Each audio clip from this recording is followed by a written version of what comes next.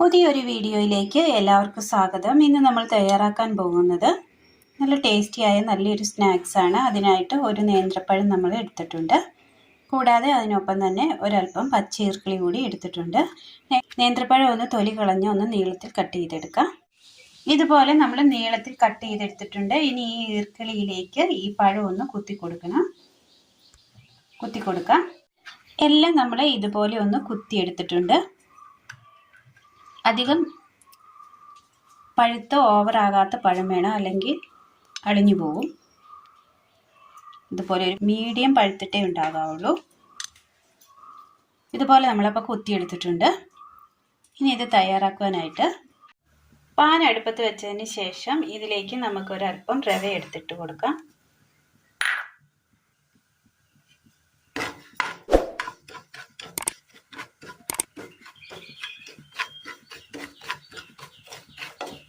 റവ ജസ്റ്റ് ഒന്ന് ചൂടാക്കി എടുത്താൽ മതി. റവ അങ്ങനെ നമ്മൾ വറുത്തെടുത്തിട്ടുണ്ട്. ഇനി ഇതൊരു പാത്രത്തിലേക്ക് മാറ്റി കൊടുക്കാം.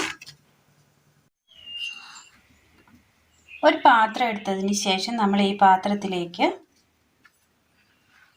ആ റവ വറുത്തത് ഇട്ട് കൊടുക്കാം. ഒരു 2 സ്പൂൺ കോൺഫ്ലവർ,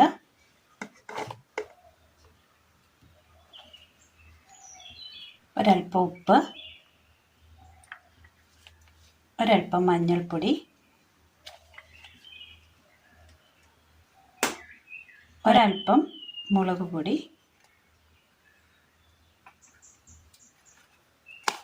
ഒന്ന് മിക്സ് ചെയ്യാം.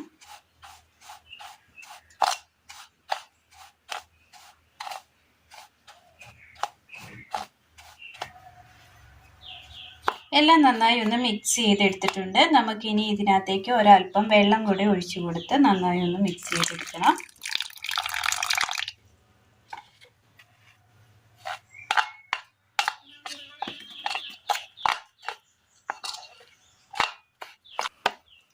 ഇതുപോലെ നമ്മൾ നന്നായി ഒന്ന് കുഴച്ചെടുത്തിട്ടുണ്ട്.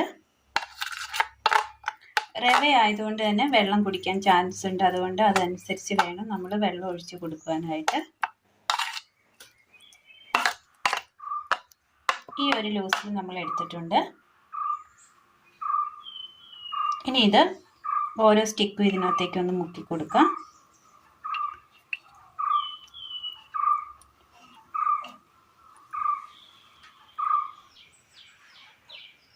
ഇതുപോലെ ഫില്ല് ചെയ്തെടുക്കണം. ഫുള്ള് കംപ്ലീറ്റ് മുക്കിയെടുക്കണം. ഇതുപോലെ എല്ലാം ഒന്ന് ചെയ്തെടുക്കാം. ഒരു പാൻ അടുപ്പത്ത് വെച്ചതിന് ശേഷം ഇതിലേക്ക് നമുക്ക് ഒരല്പം എണ്ണ ഒഴിച്ചു കൊടുക്കാം.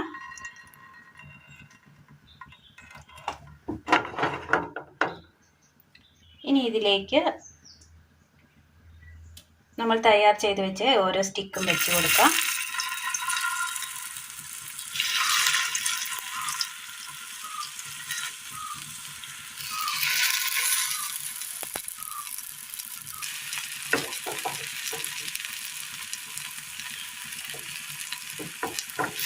അതിനനുസരിച്ച് ഒന്ന് തിരിച്ച് വെച്ച് കൊടുക്കണം.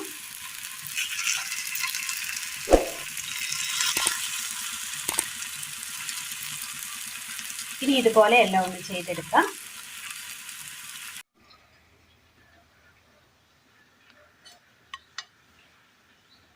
അങ്ങനെ നല്ല ടേസ്റ്റിൽ തയ്യാറാക്കി എടുക്കാൻ പറ്റിയ ഒരു സ്പൈസി ബനാന സ്റ്റിക്കാണ് ഇന്ന് നമ്മൾ തയ്യാറാക്കിയിരിക്കുന്നത്.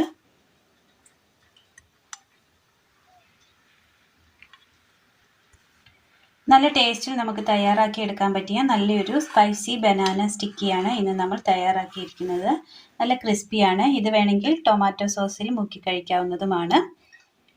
അപ്പോൾ എല്ലാവരും ഒന്ന് ചെയ്ത് നോക്കണം. നല്ല ടേസ്റ്റിയാണ്. 4 മണി ചായക്കൊപ്പം കഴിക്കാൻ പറ്റിയ നല്ലൊരു ടേസ്റ്റിയായ നല്ലൊരു പലഹാരമാണ്.